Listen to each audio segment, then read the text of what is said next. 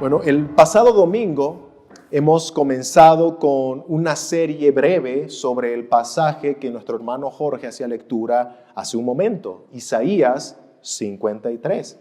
Esta serie breve lleva por título La esencia de la Navidad, haciendo un poquito alusión a la época del año en la que nos encontramos, ¿verdad? En donde muchos hablan de la Navidad o lo que significa, ¿verdad? Que es la natividad, el nacimiento. Y bueno, junto con el hermano Andrés vimos necesario este estudio sobre el pasaje de Isaías 53, que es un pasaje claramente mesiánico, es decir, que habla claramente de lo que Cristo, lo que el Mesías iba a venir a hacer. Y se refiere el profeta Isaías más propiamente sobre el sacrificio redentor del Mesías. No solamente nos relata que el Mesías iba a estar aquí en esta tierra, sino cuál era el propósito de su venida a esta tierra. En una época del año en la que muchas personas están sensibilizadas y se abren a este tema del nacimiento de Jesús, vimos pertinente predicar sobre este tema. Si bien nosotros como cristianos sabemos que Dios es digno de ser adorado no solamente una época del año, ¿verdad? Sino todos los días del año, en nuestra vida privada, cada día del Señor también, en la colectividad de la iglesia, Dios es digno de ser adorado. No solamente algunos días, como muchas personas en el mundo piensan, ¿verdad? En esta época del año. Jesús es solamente 24 y 25 de diciembre, para acordarme de Él, ¿no? No, el cristiano sabe que acordarnos del Señor, hacer memoria de Él, hacer memoria de su obra redentora es de todos los días del año. Hay personas que tienen a Jesús en estas fechas como si Cristo Jesús fuera un eterno bebé, ¿verdad? Como si Jesús se hubiera quedado como un eterno bebé frágil y expuesto. Yo recuerdo cuando éramos muy pequeños ahí en casa, mi papá nos hacía armar un pesebre, ¿no? Así con palitos, con hojitas, y ahí poníamos los animalitos, poníamos el bebé, poníamos a José, María, los magos, los pastorcitos. ¿Y qué nos hacía hacer luego? Encendíamos la musiquita y bailábamos adelante, ¿no? Tristemente en estas fechas muchas personas caen en el pecado de la idolatría, porque eso es idolatría, ¿verdad? Es idolatría, estás adorando a artífices de manos de hombres. Eso es idolatría. Tristemente en esta época del año muchas personas cegadas por el pecado caen en la idolatría, en la superficialidad de las cosas. También, y creo que este es el aspecto más común de estos días, muchas personas ven esta época del año solo como una especie de feriado largo, ¿no? Feriado largo.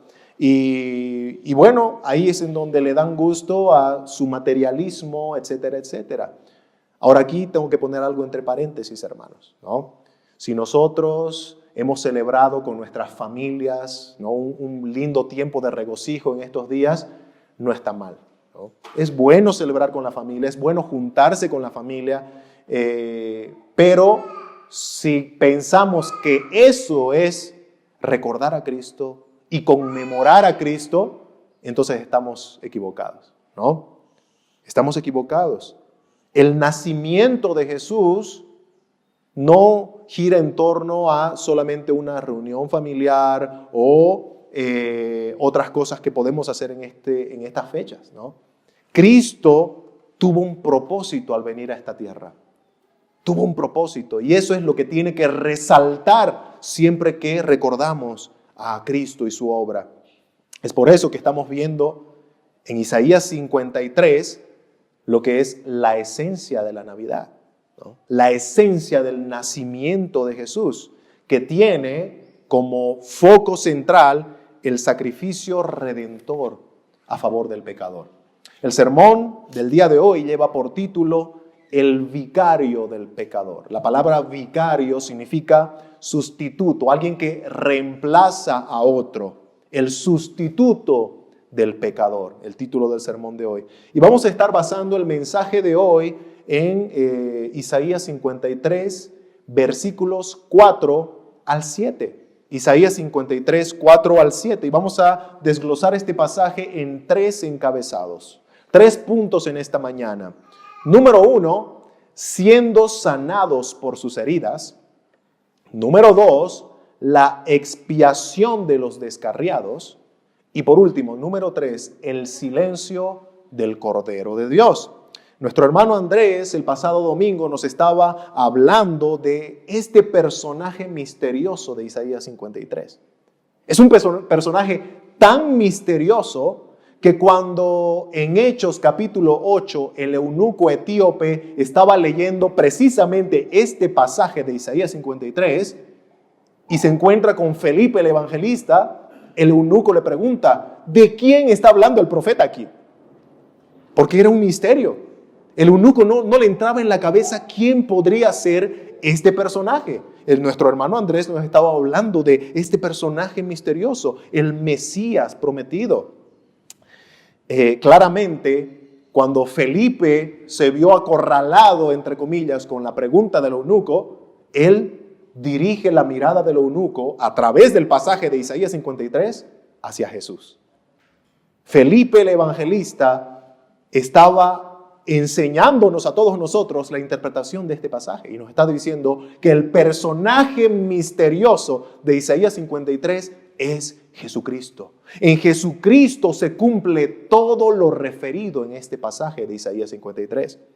Jesús es este siervo sufriente que fue despreciado y desechado entre los hombres, como nos enseñaba nuestro hermano Andrés el pasado domingo. Jesús es aquel varón de dolores experimentado en quebranto. Jesús es aquel en quien el hombre muerto en sus pecados no lo estima, no lo valora, no lo ama. Como dice el apóstol Juan, a lo suyo vino y los suyos no lo recibieron. No lo valoraron, no lo estimaron, no lo amaron. Cristo es Él. Cristo.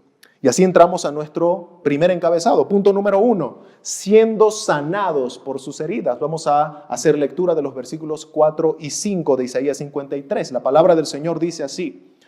Ciertamente llevó Él nuestras enfermedades y sufrió nuestros dolores, y nosotros le tuvimos por azotado, por herido de Dios y abatido. Mas Él herido fue por nuestras rebeliones, molido por nuestros pecados. El castigo de nuestra paz fue sobre Él, y por su llaga fuimos nosotros curados. Vamos a ver 3 incisos en este punto, que es un punto muy, muy importante. Y el primero es una aclaración al concepto de sanidad que vemos en nuestro pasaje.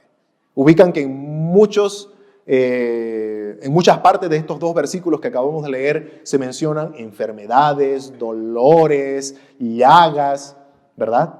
Y dice que fuimos sanados. Bueno, aquí vamos a tener que hacer una aclaración de a qué se refiere el profeta Isaías cuando habla en estos términos aquí. En nuestro contexto latinoamericano se ha vuelto muy popular ya hace algunas décadas atrás lo que se conoce como el movimiento de sanidad. Y hay un grupo dentro del evangelicalismo que promueve este movimiento de sanidad. Por ejemplo, ahí ya vas a ir ubicándote a qué me estoy refiriendo, ¿no? Este tipo de personas tienen cultos de milagros, ¿no? Y hacen sus anuncios y dicen, el siguiente domingo, culto de milagros, ¿no? Culto de milagros, en donde se hacen sanidades, se sacan demonios, y muchas personas van con toda la ilusión que les puede caber en el pecho de que tal vez ahí está la solución a sus dolores, tal vez ahí está la solución a sus enfermedades, ¿verdad? Muchas personas se ven atraídas por ese tipo de propaganda. Culto de milagros. ¿Quién no quiere un milagro? ¿No? ¿Quién no quiere recibir la solución a sus problemas? Pero tristemente, muchos que llegan a ir a esos lugares, salen de ahí, no solamente sin la sanidad que estaban buscando, sino salen con un sentir de decepción y humillación de haber sido engañados y estafados. Y la respuesta de esos pseudopastores, ¿verdad? Que son los que normalmente están metidos en esas cosas. Esos pseudopastores, cuando son acorralados por las víctimas que le dicen, hey, tú me dijiste que me iba a sanar y mira, sigo con mi problema, sigo enfermo, sigo con mis dificultades. ¿Cuál es la respuesta que le da el pseudopastor? No tuviste fe. O no sembraste económicamente lo suficiente para Dios. Por eso no te ha sanado. Tristemente, nosotros no vemos eso en la Biblia, ¿verdad? ¿Cuándo el apóstol Pablo, el apóstol Pedro, el apóstol Juan sanaban y cobraban? Nunca. Incluso Pedro, que le hace conocer a un mendigo ahí que estaba sentado pidiéndole en el pórtico de Salomón, Pedro le da a conocer que él no tenía nada en sus bolsillos. Le dice, yo no tengo oro ni plata para darte, pero lo que tengo te doy. Levántate en el nombre de Jesucristo. ¿Se dan cuenta? Pedro podía estar sentado ahí pidiendo también junto con el otro mendigo. Pedro no tenía nada que darle. Pero cuando le sanó, no le dijo, bueno, ahora vas a tener que trabajar para pagarme. Pedro, ni ninguno de los apóstoles, ni siquiera el Señor Jesucristo cobraba por las sanidades que hacían. Y ahora tenemos a los pseudoapóstoles del día de hoy, a los pseudopastores del día de hoy, cobrando. Y ni siquiera son sanidades reales. Pero ahí tenemos personas que agarran estos textos, como Isaías 53, diciendo que Jesús ha pagado por nuestras sanidades en la cruz y ahora el presente del cristiano es estar sano. Estar sano. Ahora, hermanos, hay algo importante que hay que aclarar aquí también, ¿no? No estoy diciendo que un cristiano no pueda orar por sanidad o que no pueda desear ser sano, no, hermanos. Es bueno que el cristiano desee salud, buena salud. Al final de cuentas es con la salud que nosotros podemos hacer muchas cosas para la gloria de Dios, ¿verdad? Que podemos servir de manera tal vez mucho más movilizada para la gloria de Dios. Es bueno pedir por buena salud al Señor, pero nosotros tenemos que orar pidiendo, rogando, clamando con humildad. No como muchos que en lugar de pedir, ordenan, mandan, exigen y tratan de extorsionar a Dios, como agarrándole del cuello diciendo, me vas a dar lo que yo te estoy pidiendo. No. Eso no es orar a Dios. Eso es ponerse por encima de Dios. Hay personas en esos cultos de milagros que le gritan a Dios y le dicen, no vamos a aceptar un no como respuesta. ¿No? Sánalo, sánalo, sánalo. Le están hablando a Dios, ¿se dan cuenta? Y parecen como si fueran más bien niños malcriados, expresando que quieren que se haga su capricho. Pero se están refiriendo al Rey del universo. ¿Ustedes ubican cómo entró Esther ante la presencia de su esposo, el rey? Ella se preparó con oración, con ayuno, para entrar ante la presencia del rey. Un rey terrenal, ¿verdad? ¿Cuánto más nosotros para entrar a la presencia del Rey de Reyes, el Señor de Señores, tenemos que entrar con toda la humildad, con todo el respeto que nos cabe en el corazón? Pero estas personas, tristemente, le hablan como si fuera cualquier cosa. Esta corriente doctrinal del movimiento de sanidad, dicen que Cristo compró el derecho de sanidad para los cristianos con su sacrificio en la cruz, para nuestro presente. Eso quiere decir que cuando Cristo murió en la cruz, como dice Isaías 53, cargó nuestras enfermedades y por su llaga fuimos sanados. Eso quiere decir que ahora tú tienes que reclamar esa sanidad que Jesús compró en la cruz. Por eso es que ellos enseñan eso, ¿verdad? Ahora tú tienes que reclamar eso que te pertenece, que Cristo ya te dio. Ellos malinterpretan frases de estos versículos que leímos, en donde dice, llevó Él nuestras enfermedades, sufrió Él nuestros dolores, por su llaga fuimos nosotros curados. Hermanos, estos textos no significan, y esto es bueno aclarar, por eso estamos tocando este inciso, estos textos de Isaías 53 no significan que el presente seguro del cristiano es no enfermarse, no sufrir dolor, no fatigarse y al contrario, sentir que tiene el derecho de reclamar sanidad. Estos textos no están enseñando eso. Eso es una buena aclaración. Lo que nos lleva a nuestro inciso B de este punto.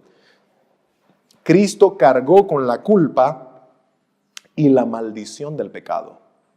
Cristo cargó con la culpa y la maldición del pecado. El evangelista Mateo nos relata una historia muy conocida en Mateo capítulo 8, en donde Jesús llega a la casa de Pedro y su suegra, es decir, la suegra de Pedro, estaba enferma, con una fiebre muy alta. ¿Y qué hace Jesús? Dice que Jesús va y la sana.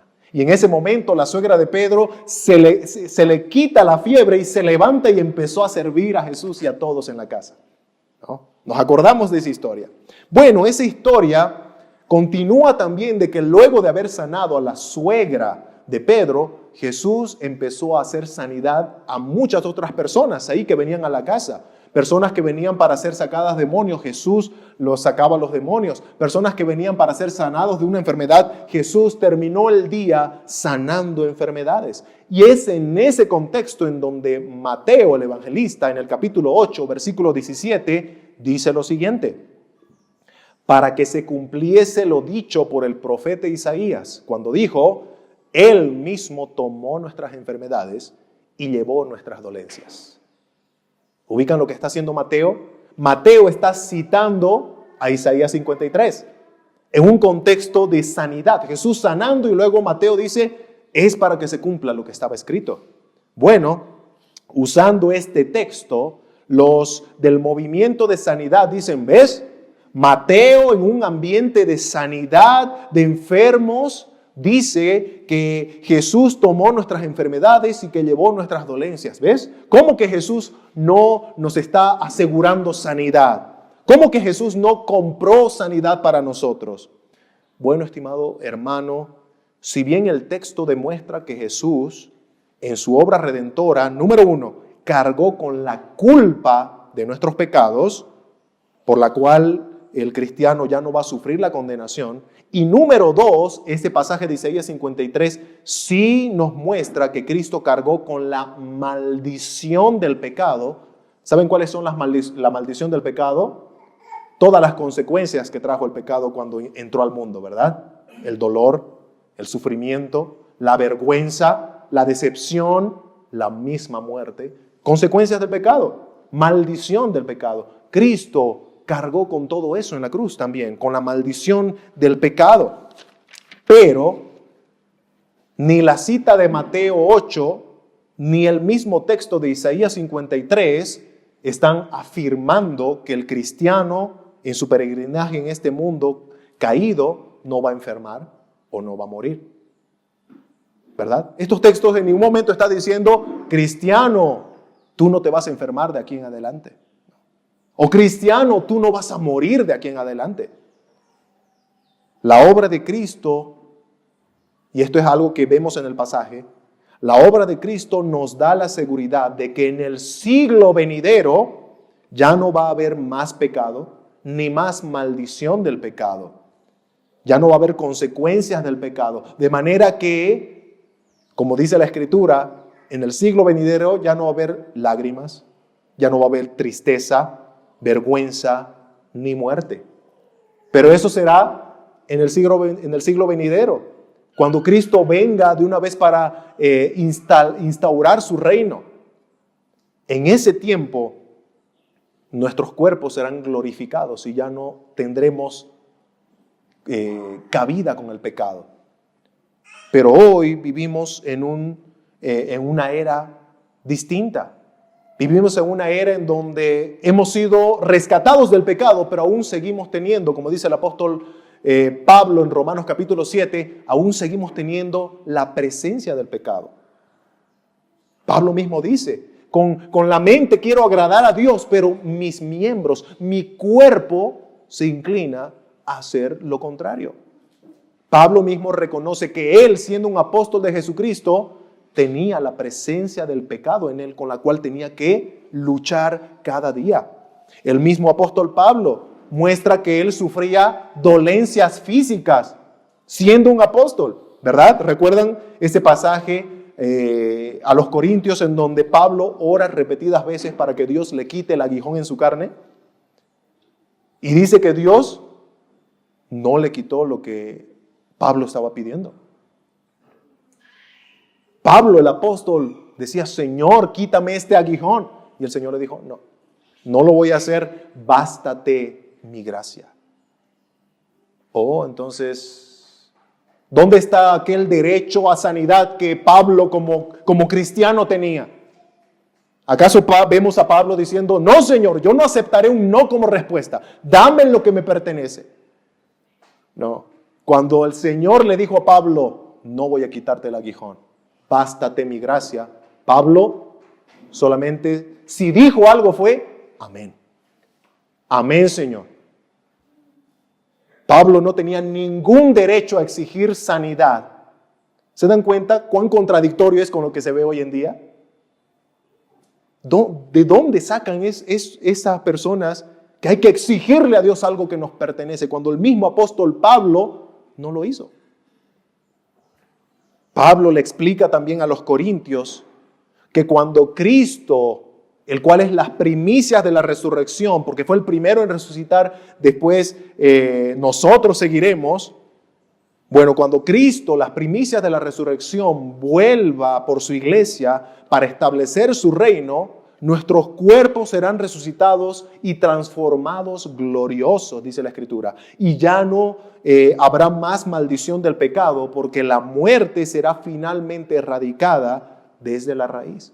La muerte, hermanos, es, por así decirlo, la muestra de que la maldición del pecado sigue vigente hasta nuestros días. La muerte. O nosotros vemos la muerte en diferentes puntos, ¿verdad? Personas que enferman y esa enfermedad los lleva a la muerte. Personas que tienen accidentes. Hace poquito nomás hubo un accidente de un avión que parece fue impactado por unas balas o algo así del ejército ruso y cayó y murieron muchas personas. Ayer mismo sucedió igual con otro avión de Corea del Sur, en donde murieron creo que 80 y tantas personas. Estimados hermanos, nosotros seguimos viendo hasta nuestros días que la muerte se sigue moviendo. Eso significa que la maldición del pecado sigue en este mundo. Pero Pablo asegura a los corintios que ese enemigo, la muerte, será finalmente derrotado, erradicado desde la raíz. Pablo dice eso en 1 Corintios 15, 26. Dice, y el postrer enemigo que será destruido es la muerte. Pero Pablo está hablando que todavía falta, ¿verdad? Hasta el día de hoy es evidente que la muerte no ha sido erradicada en este siglo. La historia de la iglesia está marcada de hombres fieles a Dios, como el apóstol Pablo, que han sufrido dolencias que el Señor no quiso quitarles. Y muchas de esas dolencias llevó a cristianos fieles a la muerte. A la muerte. Hermanos que murieron jóvenes, ¿no? Hay un misionero, la historia de un misionero inglés llamado David Brainerd. Él fue a predicar a los Pieles Rojas en los Estados Unidos. Y él terminó muriendo de tuberculosis ahí, entre los Pieles Rojas, a los 27 años. 27 años. Otro predicador conocido como el príncipe de los predicadores, el inglés Charles Spurgeon, él sufrió la enfermedad de la gota desde los 30 y tantos años hasta los 57 años. que murió por esa enfermedad. Hermanos, el cristiano sigue estando expuesto a la maldición del pecado. Oh, pero el anhelo del corazón del cristiano es que Dios un día va a glorificar nuestros cuerpos y en la eternidad ya no habrá enfermedad, dolor, angustia, vergüenza, decepción. Nada de lo que tiene que ver con el pecado. Cristo con su obra redentora nos asegura un futuro glorioso y sin maldición del pecado.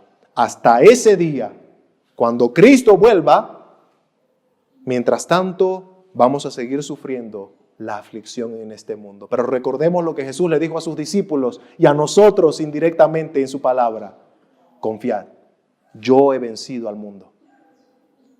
No importa cuán afligidos estemos en este mundo, Cristo nos recuerda, yo he vencido al mundo. Y así pasamos a nuestro tercer inciso, inciso C de este punto. Cristo pagó por nuestros pecados, no por los suyos. Cristo pagó por nuestros pecados, no por los suyos. Isaías 53:5. Tomen atención a lo que el profeta menciona acá. Dice, mas Él, refiriéndose al Mesías, Cristo, mas Él herido fue por nuestras rebeliones. ¿Se dan cuenta por qué fue herido Jesús? Por nuestras rebeliones. No porque Él hizo algo malo, no porque Él se equivocó de alguna manera y ahora Dios lo estaba castigando por eso. No, fue herido por nuestras rebeliones, molido por nuestros pecados. El castigo de nuestra paz fue sobre Él. Y por su llaga, es decir, por su herida, fuimos nosotros curados. El apóstol Pedro va a aclarar en su primer carta que Cristo es el Cordero sin mancha y sin contaminación, el cual no hizo pecado ni se halló engaño en su boca. Es decir, que Cristo Jesús en todo su ministerio terrenal, incluso desde que era un pequeñito, nunca dijo una mentirita blanca. No, Jesús nunca dijo ni una mentira, Jesús nunca hizo ningún pecado. Por eso es que Pedro dice que es el Cordero sin mancha y sin contaminación. Cuando Jesús murió en la cruz, no estaba de alguna manera sufriendo un castigo por algo malo que Él haya hecho o por pecados que Él tendría, porque la Escritura nos aclara, Jesús nunca pecó. Jesús nunca pecó.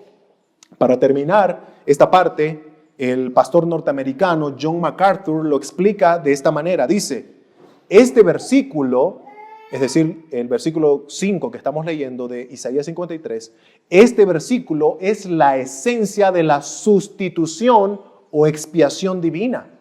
El siervo sufrió no por su propio pecado, ya que él no tuvo pecado, sino como el sustituto perfecto por los pecadores. Aquí se recalca que Cristo es el recipiente sustitutivo de la ira de Dios sobre los pecadores. Jesús fue nuestro sustituto. Jesús no estaba sufriendo por sus pecados, Él estaba sustituyendo a los pecadores. El castigo de Cristo no fue un castigo por su propia culpa, pues Él es el sin culpa, sino que fue castigado como un sustituto, un castigo vicario para eximir de culpa a los verdaderos culpables que somos nosotros. Así pasamos a nuestro punto número 2, la expiación de los descarriados. Así Isaías 53:6 dice, todos nosotros nos descarriamos como ovejas, cada cual se apartó por su camino, mas Jehová cargó en él, en el Mesías, el pecado de todos nosotros. Aquí vemos unos cuantos incisos también.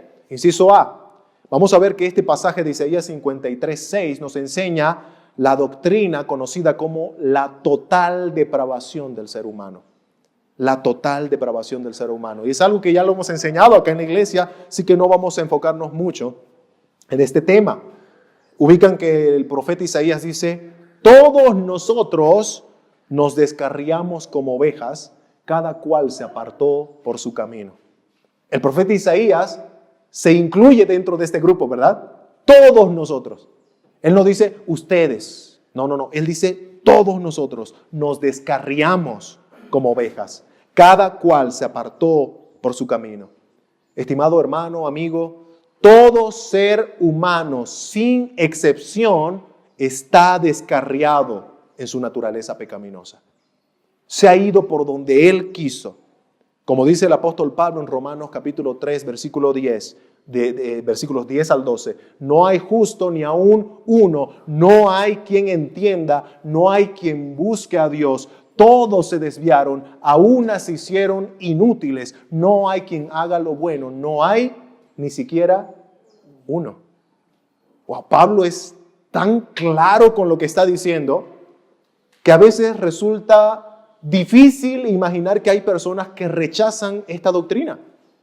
Para muchos, la doctrina de la depravación total del ser humano suena muy radical, muy extremista. ¿Cómo que el hombre está completamente depravado, desviado? No. A mí esta doctrina me resulta ofensiva. ¿Saben qué? Yo la voy a rechazar. ¿No? La voy a rechazar. Muchos dicen que quieren rechazar esta doctrina porque resulta ofensiva, pero como decíamos hace un momento, la vemos tan claramente expresada en la Biblia que están rechazando algo claramente bíblico, ¿no? Al hombre, hermanos, no le gusta que le digan que es incapaz de hacer algo, ¿verdad? Eso tristemente es un flechazo a nuestro corazón. Que nos digan, no, tú no puedes hacer esto. Nuestro orgullo empieza en ese momento a hervir como leche, ¿no? Alguna vez vieron, o siempre nos ha pasado, ¿no? Ponemos la leche a hervir en fuego mediano ahí y en una vuelta y ya cuando lo ves ya está rebalsando, ¿verdad? Nuestro orgullo empieza a hervir como leche y a querer rebalsar cuando la Biblia nos dice, tú no puedes salvarte bajo tus propias fuerzas. Eres incapaz de salvarte bajo tus propias fuerzas. El hombre pecador le resulta humillante que le digan que es un ser injusto por naturaleza. Le resulta humillante que le digan que no tiene entendimiento o que le digan que no puede buscar a Dios bajo sus propios medios, o que le digan que está desviado o que es un inútil espiritualmente y que no puede hacer nada genuinamente bueno delante de Dios. Al hombre le resulta completamente humillante que le digan eso. Pero interesantemente es todo lo que el apóstol Pablo dice en Romanos capítulo 3. ¿Ubican? No hay justo, ni a uno. No hay quien entienda. No hay quien busque a Dios. Todos se desviaron. A una se hicieron inútiles. No hay quien haga lo bueno, no hay ni siquiera uno. Pablo está golpeando duramente a nuestro orgullo con esta doctrina. Entonces, debemos simplemente humillarnos y abrazarla y reconocer quiénes somos. Reconocer quién dice Dios que somos. El teólogo del siglo XX, Arthur Pink, dice lo siguiente sobre la depravación total. Esta es una doctrina de lo más desagradable, dice Arthur Pink. Y no puede ser de otra manera para el amor no regenerado que quiere oír hablar de la grandeza, la dignidad y la nobleza del hombre. El hombre natural piensa muy bien de sí mismo y solo aprecia lo que le es halagador. Nada le agrada más que escuchar lo que ensalza la naturaleza humana y alaba el estado de la humanidad, aunque sea en términos que no solo repudian la enseñanza de la palabra de Dios, sino que se contradicen de plano por la observación común del mundo en que vivimos y la experiencia universal. Arthur Pink está diciendo que el ser humano le encanta que le digan, tú eres bueno, ¿no? Que lo halaguen, tú qué bondadoso eres. Eso nos gusta escuchar, ¿verdad? Pero dice aquí que aquellas personas que rechazan la doctrina de la depravación total porque suena desagradable, no solamente están rechazando algo que la Biblia muestra muy claramente del hombre, sino que también están contradiciendo todo lo que la humanidad en general nos muestra. El mundo se mueve tristemente, de manera general, bajo la inclinación de la maldad, ¿verdad? Bajo la inclinación de la maldad. Ahora mismo estamos escuchando de guerras, ¿no? En muchos lugares, en Medio Oriente, entre Rusia y Ucrania, estamos escuchando de conflictos aquí, conflictos allá. ¿De dónde sale todo eso? El Señor Jesucristo dice que sale del corazón. Del corazón. Del corazón del hombre. Del corazón avaro, del corazón codicioso, del corazón que es egoísta. De ahí salen las guerras, de ahí salen los conflictos, de ahí salen las mentiras. ¿Se dan cuenta? El hombre está depravado. El hombre está depravado. El corazón del ser humano es malvado. Su mente está corrompida y maquina maldad. Y este hombre caído está incapacitado espiritualmente para amar a Dios por sí mismo y para buscarle. Esa es la doctrina de la depravación total. Hasta ese punto nos ha llevado la caída de Adán y Eva. Y así pasamos a nuestro inciso B. La doble imputación a favor del pecador. La doble imputación a favor del pecador. La palabra imputación significa atribuir o poner sobre otra persona la responsabilidad o las consecuencias de un hecho. En este caso estamos hablando de que nuestros pecados fueron atribuidos, puestos sobre Cristo cuando yacía en la cruz del Calvario, y Cristo sufrió las consecuencias de nuestros pecados, las consecuencias de nuestros hechos. Esa es la imputación. Es de esa manera que la ira de Dios y su justicia fueron satisfechas en Cristo, porque Cristo pagó la deuda. Cristo pagó la deuda. Dios desvió su todopoderosa e infinita ira sobre Cristo para salvar a todo pecador, porque en Cristo estaba como sustituto. El profeta Isaías lo dice de esta manera, Isaías 53:6b. Jehová cargó en él, en Cristo, el pecado de todos nosotros. Imputación. ¿Se dan cuenta? En Cristo el Padre puso todos nuestros pecados. Él cargó en él el pecado de todos nosotros. Ahí vemos nosotros una primer parte de la imputación, porque se dan cuenta que nuestro inciso es la doble imputación. Bueno, esta es la primera. Y la segunda imputación tiene que ver con la justificación que recibimos por medio de Cristo. La justificación que recibimos por medio de Cristo. Solo para los que creen en Jesús, Él les da su justicia. Solo a los que creen en Jesús, Cristo los reviste con su justicia perfecta. Solo para los que creen en Jesús es que ellos son reconocidos delante de Dios como justos, como justos. Esa es la doble imputación a favor del pecador. A Cristo se le atribuyó nuestros pecados y las consecuencias, y Cristo atribuye a los que creen en Él su justicia y santidad. Por eso es que los cristianos, aunque no somos perfectos, delante de Dios somos conocidos como los santos, ¿verdad? Varias cartas del apóstol Pablo dice, saludo a los santos de Dios. A los corintios los saluda como los santos de Dios. Y los corintios eran conocidos como una iglesia desordenada, que tenían muchas falencias, muchas cosas que arreglar, pero Pablo los llama los santos de Dios. ¿Por qué? Porque Cristo nos ha revestido por la fe en Él con su justicia, con su santidad. Y ahora cuando el Padre ve a los hijos de Dios, es como si estuviera viendo directamente a Cristo. Esta es la doble imputación. Y así pasamos a nuestro último punto.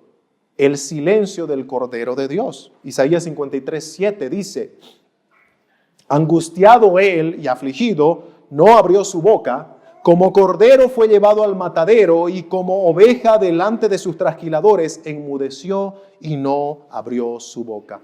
El profeta Isaías, para terminar esta porción, nos va a introducir a lo que Jesús sentía en esos momentos de su pasión. ¿Ubican? Angustiado, y afligido. Jesús estaba angustiado y afligido. Nosotros podemos ver la expresión de esa angustia y de esa aflicción de Jesús, por ejemplo, cuando Él estaba en el huerto de Getsemaní. ¿Recuerdan? Ese momento en donde Jesús estaba orando al Padre, afligido en espíritu. ¿Y qué se nos relata en este pasaje? Dice que cuando Jesús estaba orando al Padre, empezó a sudar gotas de sangre. Gotas de sangre. Los médicos llaman a este fenómeno físico hematoidrosis. ¿No? Hematoidrosis. Cuando una persona empieza a sudar sangre.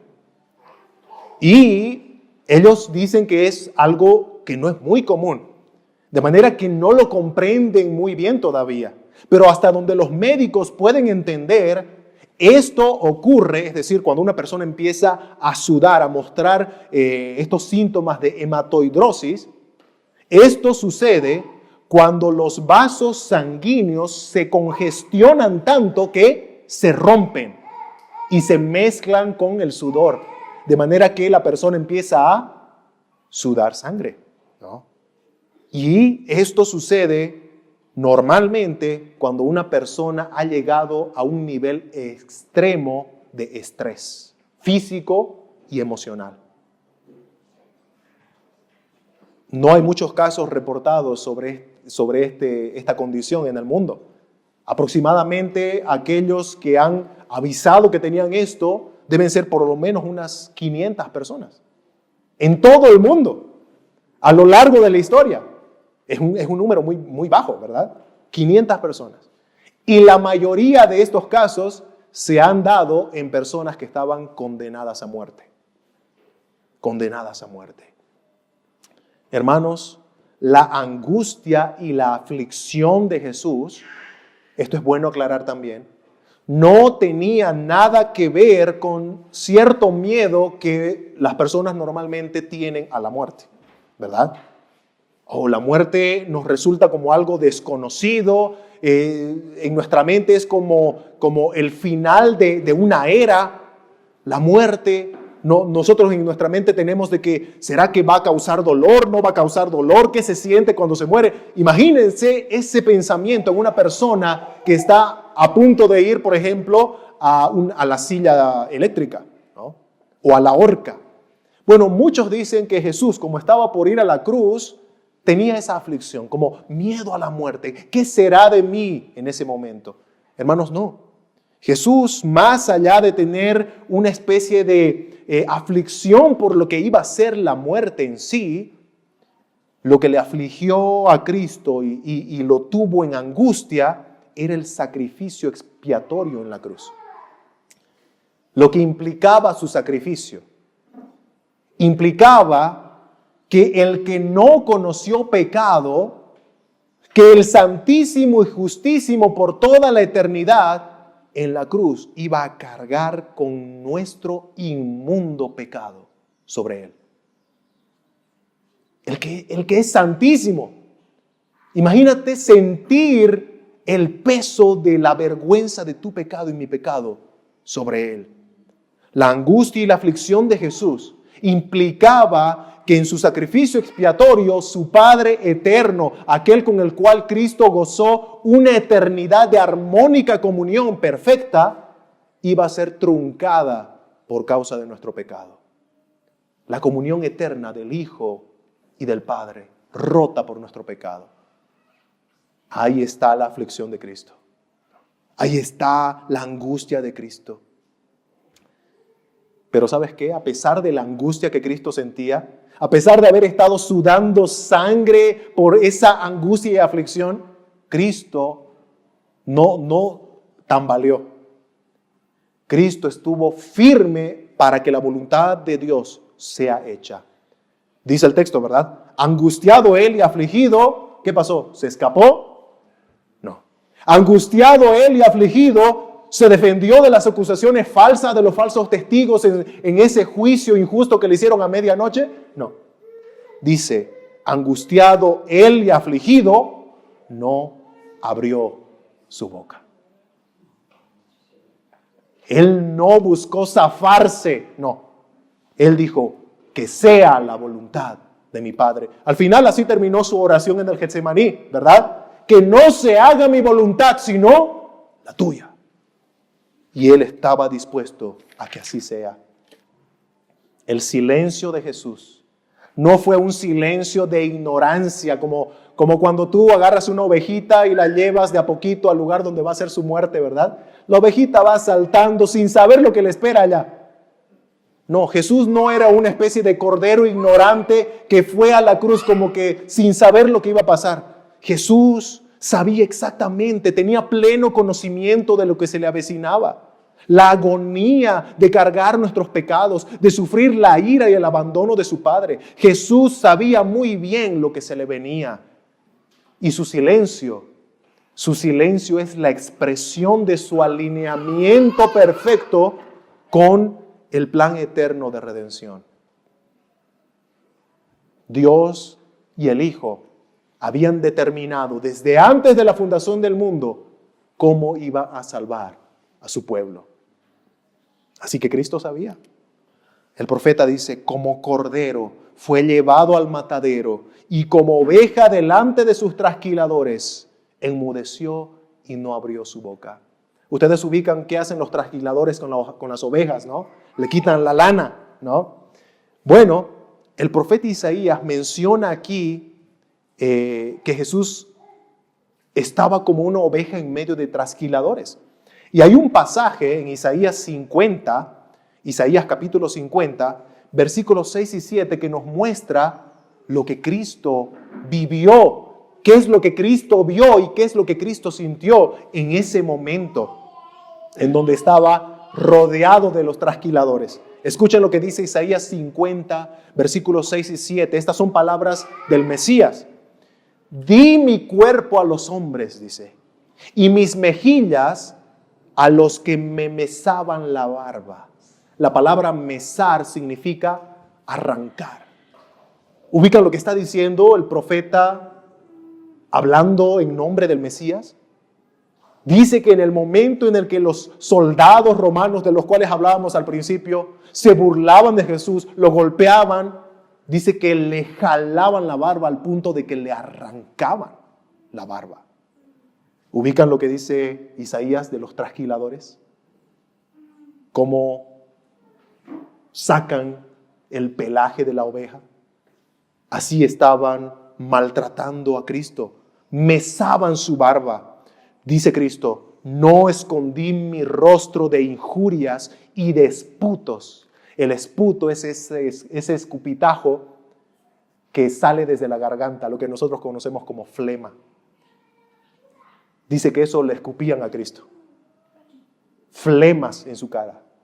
Y Cristo dice, yo no escondí mi rostro. Y ahora habla de la razón por la que no lo hizo. Porque Jehová el Señor me ayudará. Por tanto, no me avergoncé. Por eso puse mi rostro como un pedernal, como una piedra firme, dice. Y sé que no seré avergonzado. ¿Te das cuenta que Cristo no fue como un cordero ignorante? No.